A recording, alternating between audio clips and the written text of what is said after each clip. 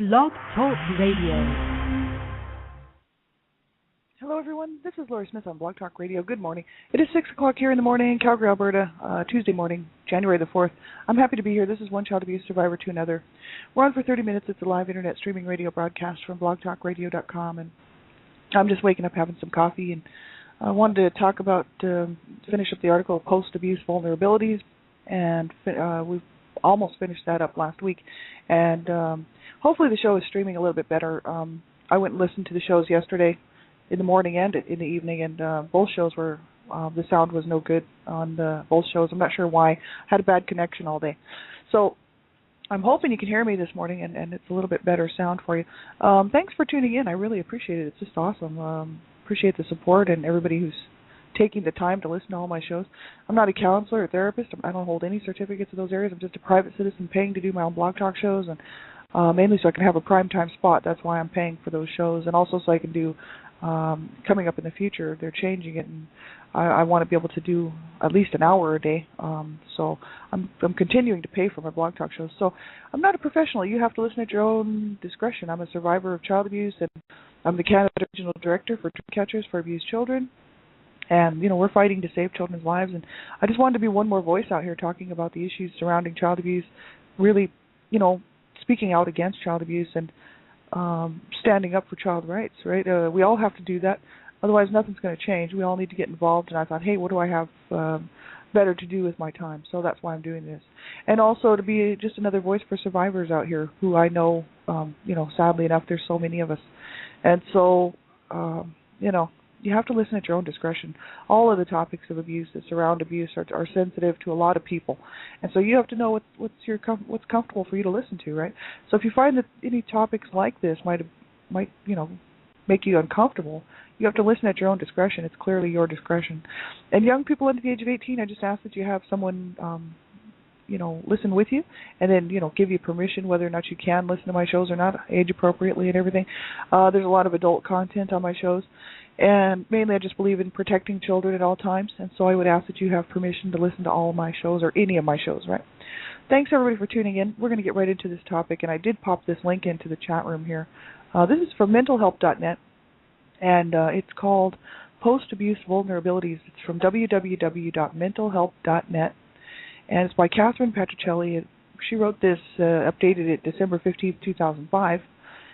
But it's good info, and I think that there's a lot of good information on this website. We've sort of been going over this now for a week or so, maybe 2 weeks now, last week and the week before, looking at this website, because there's all kinds of good info on here about abuse, domestic violence, and whatnot, child abuse, and survivor issues, and whatnot, mentalhelp.net. So that's why I wanted to finish looking at this, and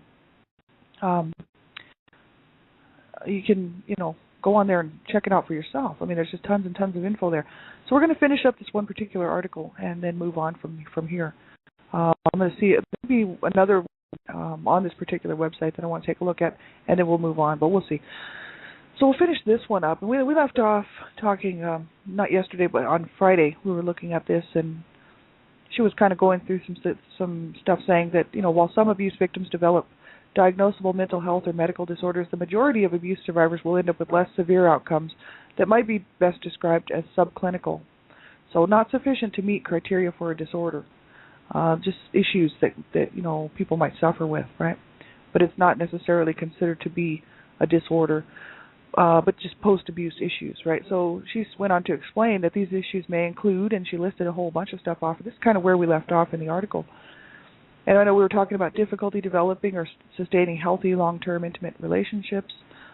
This can happen to people, and not everyone will have that issue or that problem if they've been abused, but some people do, and it's a real issue for some, and not so much of an issue for everyone. And that's why, some of this stuff I relate to, and some of it I don't. Some of it I totally can see in my own life, and some of it I can't. So that's the thing. Not everybody will have these issues, but some people might, right? Sexual dysfunction or discomfort with sexual intimacy, I talked a lot about that on Friday. A low self-esteem, a tendency towards self-blame, difficulty expressing anger appropriately, a tendency to have a bad temper. That's where we left off. And she says a tendency to put everyone else's needs before your own. These are issues that can happen to people who have been abused. They won't happen to probably everybody, but some of us, right?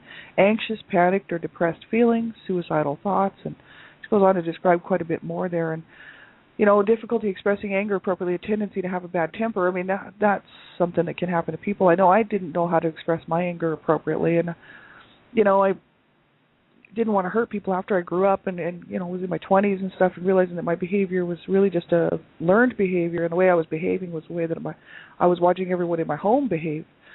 So I didn't want to be that way. So what I did was I ended up stuffing my anger, which wasn't a good thing, because then I wasn't dealing with anger, and anger turns out is a normal response, and it's okay. But it's not when it becomes abusive, because then it's a perversion of anger. We spent 4 weeks on the anger management website, www.angerresources.com. I spent at least 3 weeks looking at that website. There was some really good information. I think we went for 4 weeks on that website. That is a website for anyone who's having any kind of anger-related issues, whether you're stuffing your anger and not dealing with it, or whether you're just, finding that anger is a problem in your life because you're angry all the time. That website was very helpful for me, so I really went through it with a fine-tooth comb, because I needed to learn how, I've always kind of needed to learn how to deal with my anger appropriately. And that was a real helpful website to look at that. I enjoyed actually going through that info, because it did show me that anger is normal. It's natural, and that we are going to get angry, and it's just it means that there's something wrong. But it's how we handle that, whether we allow ourselves to become abusive or just stuff it. Then those are perversions of anger. And we do need to learn how to deal with it appropriately to get our needs met, but not to be abusive or to allow other people to abuse us just because we can't deal with anger appropriately. So it's a huge issue for a lot of survivors. I know myself. My parents had anger management issues, and they both had a lot of anger towards each other and towards their children. And so a lot of that anger would result in abuse, right? Because if my mom was angry, at any one of us, it could escalate to a physical beating or to verbal assault, right? And so they didn't know how to deal with their anger properly, right? So they showed us how to do that. So anytime I was angry, I had potential to lash out at stuff, right? So whoever was around, whoever was in the vicinity, whoever, or any object, breaking things. When my mom actually showed us all how to behave like that. And my dad did too. I mean, he wasn't any better as far as that goes. But I really, look really kind of, I guess daughters will learn from their mothers, right? So I learned a lot from my mom, and it was not good stuff. A tendency to have a bad temper. I don't have a bad temper issue, I don't think. Until people push me to the point where I can't, it's like, okay, I'm pushed into a corner. That's when I come out fighting, and it's generally not a good thing. If I get pushed into a corner, it means there's a real problem, because I probably won't handle it well. And so, it's better, people that wouldn't know I've been abused would push me into a corner, and then they'd find out real quickly just how serious of a person I really am. And, I have to, I'm still working on that. But I don't have a bad temper as far as the daily bad temper goes. I don't walk around, if things aren't going right and get all that upset. I lose jobs. I spend periods of time, because I work temporarily right now, so I'm in between jobs quite a bit sometimes. And I'll be working for 2 or 3 weeks, then I'll be off, then I'll be working for 2 years, then I'll be off, I'll be working for 6 months, I'll be off, right? And so I have to go for periods of time with no income and kind of wondering what's going to be happening. But it's different because I don't have any children, so it's just me and my pets, so I always figure, everything will be all right. I don't have anger problems as far as that goes, like bad temper, walking around sulking and things aren't going my way, so I'm just going to get mad and break all my stuff. And I don't have those issues, but I knew people who were abused as children who did. They just had bad tempers all the time, and they were just hard to be around, extremely hard to be around. Even though they were my friends, they were always had the potential to just ruin everybody's day around them, right? And I choose not to do that, right? Because I like to have a good time, and I enjoy, having a good day like everybody else, right? So I don't have a bad temper issue until somebody pushes me, and then of course it's over the top, because that's where I'm still learning on how to deal with my anger-related issues, right? A tendency, here she also lists here, a tendency to put everyone else's needs before your own. This can happen even to people who were not abused. Lots of times people will put other people's needs before their own, and they may or may not have ever been abused, right? It's just an issue that sometimes this happens to people. It depends on what role you played in your family. If you're the last child, a lot of times the last child born ends up being the caregiver, you know what I mean, of the aging parents sometimes. It's kind of throughout history always been known that the last child would be the one that would look after the aging parents, right? And this type of stuff. So they are sometimes caretakers. Firstborn also, because the firstborn, the oldest sibling, would generally be helping to look after the younger children as they come along. And so, you know, there's lots and lots of issues, you know, regarding a tendency to put everyone else's needs before your own. You may not have been abused and still be able to relate to that. But if you have been abused, it's easy to relate to that, for some of us, because our needs were not met. So generally we had to put our parents' needs before. Our parents' needs were actually forced to be put before our own. A lot of times people who grow up in these abusive environments, their parents will, the kids become the caregivers because the parents either have mental illness or some sort of, issues, emotional issues. They may have substance abuse issues. And the children end up kind of becoming the caregivers and caretakers in that situation. It can happen. That didn't happen in our home. But my parents' needs were definitely put before ours. You know what I mean? They weren't using drugs or anything like that. They were just using the kids to meet their needs because my parents were not happily married. Let's just put it that way. I mean, I talk about this on my show all the time. Anybody wants to go back and listen to all the previous shows. I've done 520 shows, right? That's a lot of shows. But I do talk about that a lot. And my parents, both their behavior towards each other was extremely abusive in every way. And it wasn't just my dad picking on my mom or my mom picking on my dad. They both were involved in that, and they made each other's lives miserable. And that's what their goal was. My mom used to say stuff like, I'm going to make your father's life a living hell. And my dad, of course, wouldn't say that, but he would just be like, you're a whore, you're a harlot. And, they were miserable to each other verbally every day, right?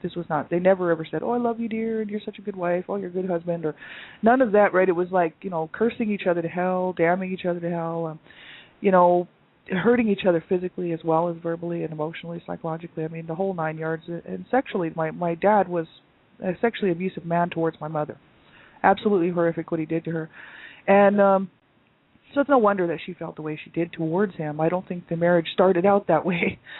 She was trying to defend her life, really trying to save her life, right? So very sad, and she should have got out, but she didn't, so there you go.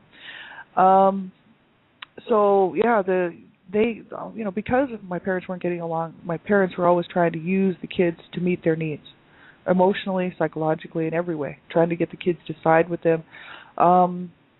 Especially the older brothers, you know what I mean? My mom actually used them a lot for her peace of mind, because my brothers would stick up for my mom, of course, trying to help her, because they knew what was going on. They knew what my dad was doing was wrong, and my dad was physically abusing them, so obviously they were going to take my mom's side, even though my mom was beating on them too. They were, everybody in the home really tried to stick up for my mom, right? But, both parents were trying to do that, trying to use us because they weren't getting their own needs met through each other, husband, wife, or wife and husband. They would use us to get those needs met. So my mom did that, and up until the day I was 29, she actually passed away a year after that. But when I was 28 years old, she actually, after this relationship of just caring for her needs, not really worried about my own, even though I did my own stuff and, I was working, and I was still caretaker for her because she didn't want my dad doing it. She didn't want my dad touching her. She didn't want him even in the same room with her. So, but they're still living in the same house. So it was kind of tricky. I was there to keep the peace as well, to help her, because she had strokes and she had all kinds of issues, health issues. And she was just getting sicker by the year, as each year went by. So I stuck around because she was concerned if I moved out, she would die, and that my dad would rape her, which was true. I mean, he would. So, I mean, it's not like she was lying. It's just I couldn't figure out why that was my problem. But the thing is how sad and how sick and sad and twisted that parents will do this to their children, right? But they did. So I really didn't begrudge staying in the home that long, you know what I mean? Because I felt I was doing a good thing to help my mom out.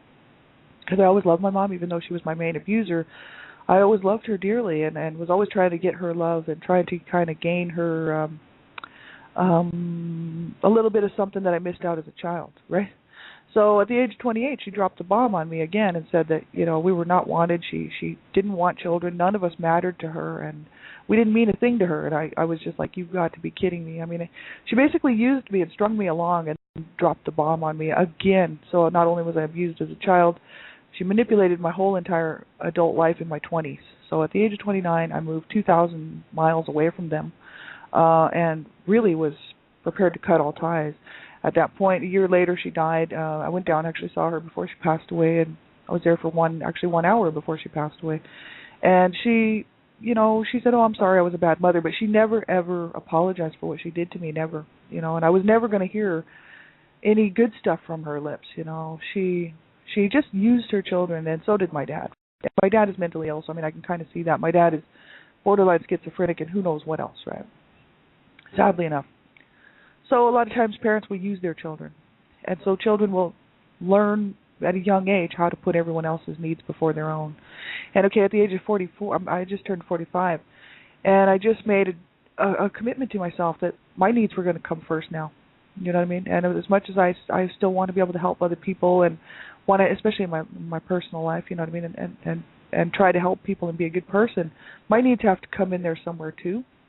And so, my family will take it that I'm just being selfish. There's two siblings left, and my dad just had a stroke, see, and everybody's expecting me to rally around my abuser dad to be by his side because he's recovering from a stroke. Well, he always has little strokes, right? So it's not like it's anything new. He's 88 years old, right? And he's doing actually really well for his age, and the doctors have said, hey, he's done great, for his age and everything. But the body gets tired, right? And the whole issue is that my dad gets agitated when I'm around, and because he's mentally ill and he's always been abusive towards me. And so my abuser family just thinks, because they don't think about this stuff, that my dad doesn't really want me around, right? And so the whole issue is like last time he was in the hospital was last December because he had surgery. So a year ago, he had to have surgery, a pretty major one, in order to save his life. He was, he had an aneurysm that they said, look, it's in your chest, and if we don't do something about it now, it'll take you out, right, within 6 months. And so he had to have this surgery.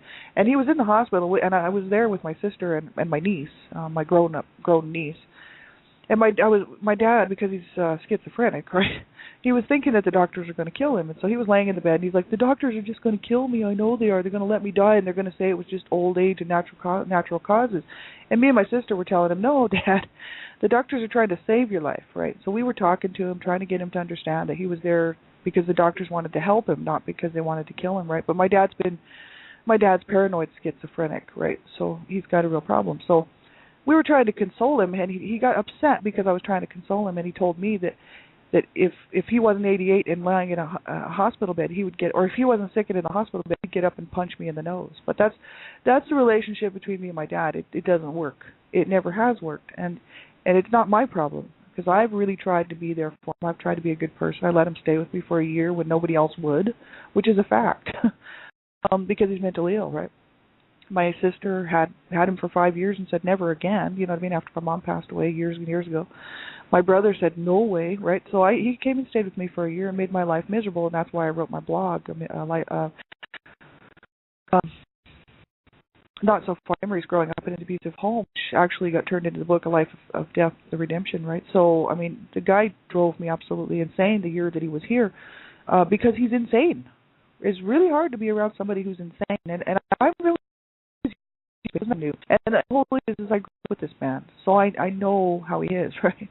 But I had kind of figured that after 15 years we might actually be able to develop a better relationship, and of course that didn't happen.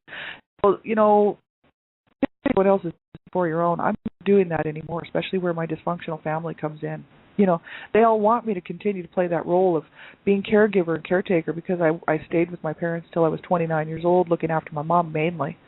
And I figure, oh, well, she'll do that for Dad too. Wrong. No. I started to take over that role. I'm now looking after myself. It sounds a bit selfish, but you know what? At some point, you have to put your foot down. If you've been caregiver your whole life, not only that, but I'm the caregiver for my sweetheart who's terminally ill. He's my good friend, and he's my sweetheart, and we've been together 15 years.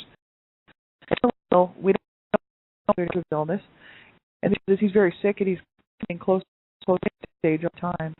And I'm really mainly emotional.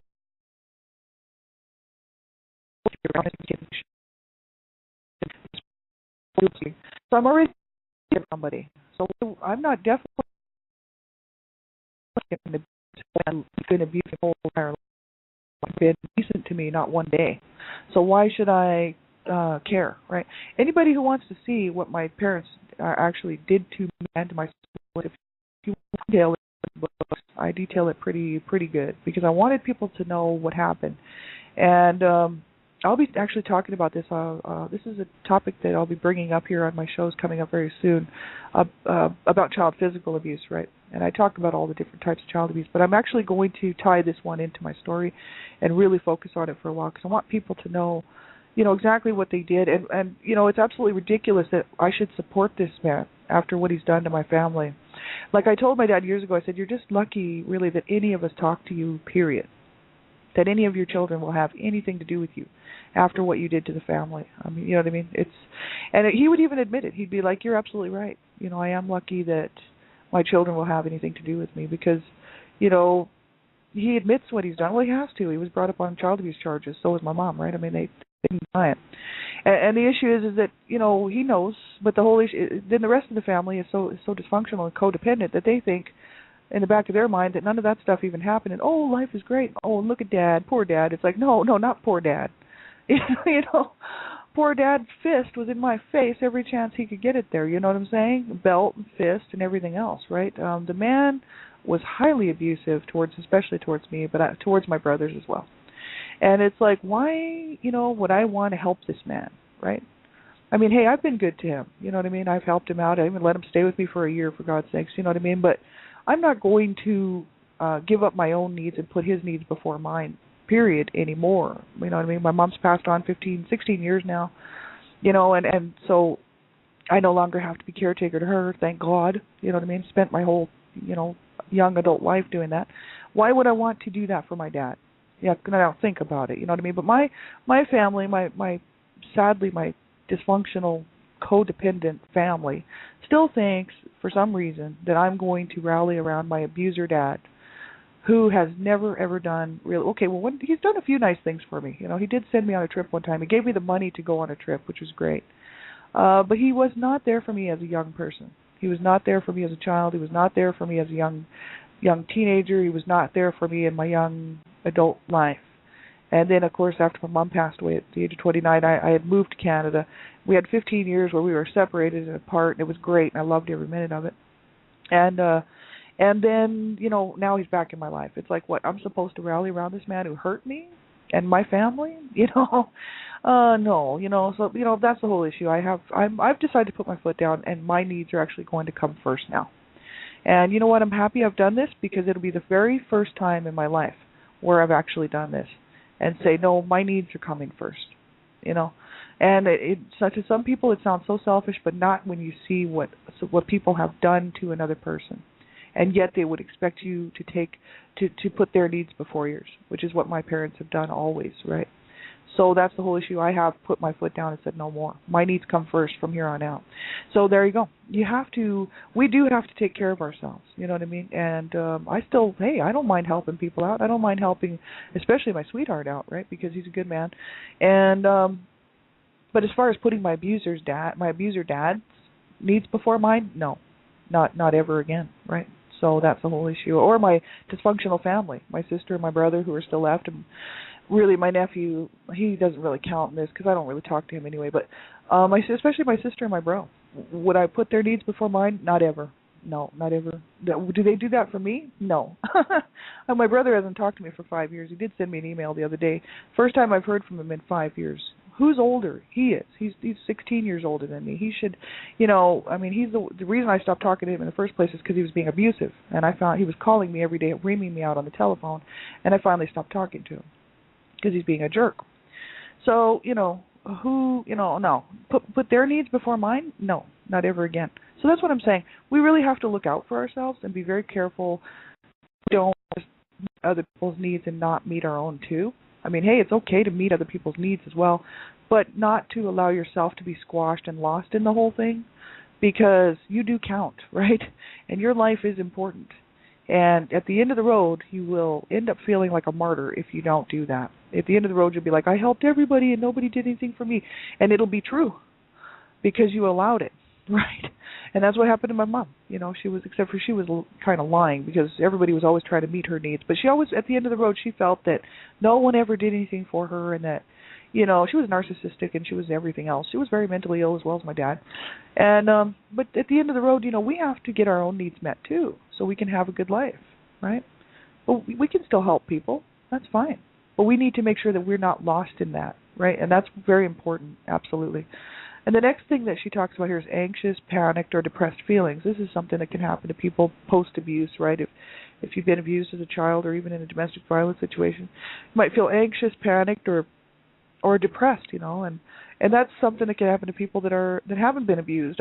Lots of people can relate to this, but if you have been abused, I kind of know where all this kind of comes from, this anxious and panicked feelings and even the depression, you know what I mean? And I'm actually going to work on that whole, the next few shows actually coming up will be about child physical abuse, and I really am going to detail just how incredibly damaging it really is on the mind, on the psyche, and on the body, right? The body can heal, but the mind is a lot of times shattered from it, and it's a lot of people think that child physical abuse is the only abuse, but that really is harsh on a child. Actually, all of it's harsh. It doesn't matter whether it's physical abuse, verbal abuse, emotional abuse, psychological abuse, neglect, sexual abuse. It's all incredibly damaging and hard on a child. And whenever there's physical abuse and sexual abuse, there will be emotional issues. There will be psychological damage because of that, right? And so I really want to spend at least some time seriously looking at child physical abuse, because you notice there's a whole lot of headlines out there, but there's not a whole lot of people talking about really what it is to be abused physically as a child. And since I've been there and I know, I'm going to throw that out to everybody, and I'm going to really focus on it because I know how extremely damaging it really is on your whole entire being, including your soul and your spirit, right? So anxious and panicked and depressed feelings, yeah, I know all about that, and I still probably have a little bit of anxiety issues, and I think that's just nerves, could be just nervous tension just from growing up around a lot of violence, being treated violently, thrown into walls, knowing that people were fighting in my home all the time, witnessing abuse, right? I witnessed my dad beating on my brothers, I witnessed him hurting my mother, I witnessed my mom hurting my dad as well as hurting my brothers, and of course I was the punching bag for my mom for years. Just panicking, there was always panic and crisis in our home, like I've done whole weeks of shows on crisis and trauma, but I don't know if everybody wants to go back and listen to those shows. It's been they're like 400 shows ago, you know what I mean? I did that a long time ago. So I might pick that back up at some point and talk about it again, but trauma and just the whole, just panicking, right? I remember just panicking in my home. Thinking, oh my God, because there was always a crisis going on, and it would cause my whole body to freeze. In my book, La Vida Juvies, I actually said that my asshole slammed shut, and that's exactly what would happen, because when you are abused physically, your body will the blood will go to your heart and to your organs, it goes to all your major organs, because, well, anytime you're in a traumatic situation, it doesn't have to be abuse, right? It could be anything that scares you, that frightens you, like trauma, like a car wreck or hearing a gunshot or anything like that causes trauma. A traumatic event will cause the blood to go to your major organs, right, which would be your heart and around your liver and kidneys and stuff like that. And of course, I remember that happening and the blood flow leaving my hands, going directly around my organs, because I knew what was coming, right? And when you're beaten like that, your body does try to protect itself. So yeah, my asshole would slam shut. And this is what I want people to know. This is why I'm doing what I'm doing. And this is why I'm going to continue speaking out, because people just think child abuse is a joke. There's a whole set of society. There's a whole group of people out here who like to minimize it. They like to make it seem like it's not that big of a deal. It's like, oh, what's the big deal? They can get over it. Even my abuser dad tells me that. Oh, just get over it. It's like, right. It's a serious issue. My God, the stuff that happens to children, it's absolutely sick and disgusting. And I know, and that's why I'm speaking out, because I'm willing to put myself out here. As it's a little uncomfortable, but you know what? It was way more uncomfortable to be abused than it is for me to talk about it now. And so that's what we have to talk about, this stuff. I want to see child abuse stopped, right? And if we don't talk about this stuff, it's never going to stop. It'll never change, right? We need to get this out here, and we need everybody to know just how incredibly damaging and serious child abuse is. No, it's not okay. It will never be okay. You know what I mean? What happened to me was not all right. So we have about 10 seconds left. So what happened, if you're a survivor, what happened to you is not all right. But we can learn how to love ourselves, and we can learn how to heal, and that's what I'm doing, because I want to have a good life, right? I think I deserve it. I think you do too. So the whole issue is that we do have to get help with this stuff, right? But the whole, I mean, we have to put a stop to this, right? So that's what I do on child abuse prevention and human rights abuse prevention. Is up to us on those shows at nighttime, mainly talking about those issues, and in the day, in the morning, I just talk about mainly my stuff, my own issues, right? But we have an obligation to these children out here today to make a change, because this is ridiculous. No child should ever have that kind of fear for their life, that all their blood rushes to their major organs, and they can feel their whole body shutting down. You know what I mean? That's absolutely sick and twisted what people do to children. It makes me incredibly mad what my parents did to me, and let alone to my brothers and sisters, right? It just makes me angry. So, it's like we sure did not deserve that. So if you've been abused, you make sure you get some help, whatever help it is that you think you need, group support, online group support, therapist, counseling, whatever. Reach out. If you have to call a crisis line, you call a crisis line. You do whatever you can to save your life, because, you sure didn't deserve that. And anybody who says anybody deserves that kind of stuff, they're obviously psychologically damaged and messed up. No one ever deserves to be abused, ever, and especially children, but adults either, right? None of us deserve this kind of garbage, and it's absolutely ridiculous that there's groups out there of society that think it's perfectly okay, large sections of society, men, women, and everybody else thinking, oh, it's no big deal. No, it is a big deal. And I'll keep on speaking out. My voice will not be silenced, and I'm going to continue to speak out, hopefully going nationwide on public speaking tours and whatnot, eventually hopefully worldwide, right? And I'll be doing this for the rest of my life until I drop, right? Because this is what I plan on doing, and continuing to write books and continuing to make some noise out here, because this has got to stop. We did not deserve that. I know my little inner child sure did not deserve to be treated like that. My little girl so long ago, that was me. And it makes me sick that there's people, even in my own family, that think that what my parents did to me was okay. I mean, it's like, you got to be kidding me. But hey, they're dysfunctional and they're mentally ill too, right? So it's like, what are you going to do when you have a bunch of mentally ill siblings that agree with the abusers, right? What are you going to do, right? Well, I'm on my own in this. But you know what, though? It's nice to know that I'm not really on my own. I'm just on my own, away from my dysfunctional, abusive family. But I have a real family now who loves me and cares about me, and that's my sweetheart, first of all, and some other friends of mine that usually show up to my shows here and who are here for me all the time. They're here for me not a day, 24 hours a day, 7 days a week, where my own family has never been. And so, I have some awesome friends who really I call my family. And those are the people that matter to me. You know what I mean? Like, those are the people that make the difference. And so, they're the ones I care about, right? Because they care about me. And they actually care how I feel.